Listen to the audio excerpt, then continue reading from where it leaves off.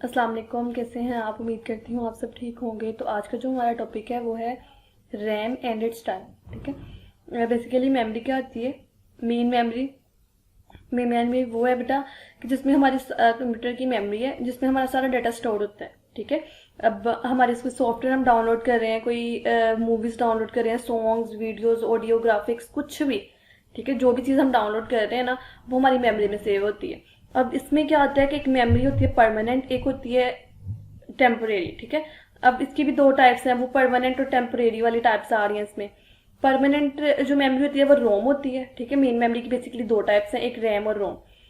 जो permanent data store करके रखती है वो है रोम, और जो टेम्पोरेरी डाटा स्टोर करती है वो है रैम। ठीक है, वो नॉन वोलेटाइल होती है, ये वोलेटाइल होती है।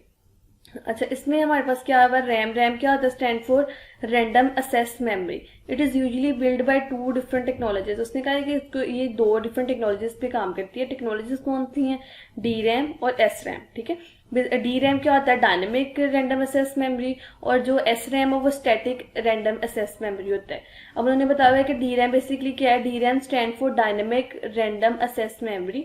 इन्होंने इसका स्टैंड फॉर बताया। A type of memory used in most computer. उन्होंने कहा ये वो मेमोरी है जो बहुत से कंप्यूटर्स में यूज होती है। ठीक है, dynamic random access memory must have an electric current.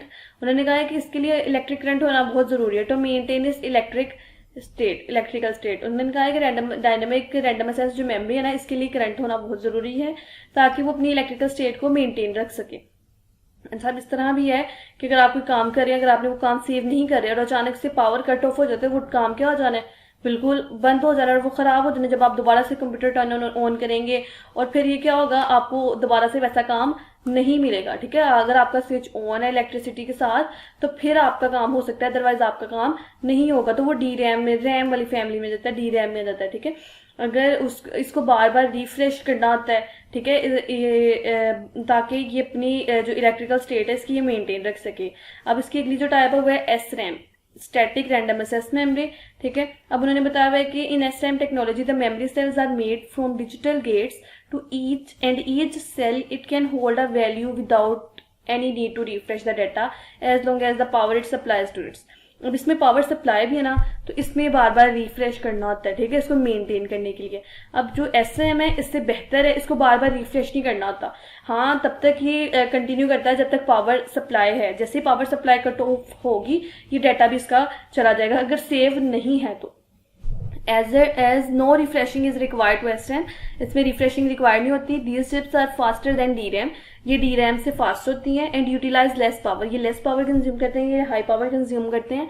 ठीक है, because of this reason are design S RAM is more complex than the design of D RAM. अब ये उन्होंने बताया कि जो एस रैम चिप का जो ये कम्प्लेक्स ज्यादा है डी रैम की निस्बत। ठीक है, S RAM has more expensive, ये महंगी भी है और डी रैम की निस्बत, और ये मॉडर्न टेक्नोलॉजी के मुताबिक भी है। ठीक है, और इसको कैश मेमोरी भी कहते हैं। कैश मेमोरी बेटा बेसिकली क्या होती है? जो बहुत स्मॉल साइज में होती है। ठीक है, मेन मेमोरी में, लेकिन ये बहुत फास्ट होती है, हर काम को बहुत फास्टली करती है। ठीक है, cache memory usually has a small size, इसका स्मॉल साइज होता है compare to the main memory के कंपेयर। ठीक है, in the computer, but plays a very important role to increasing the performance.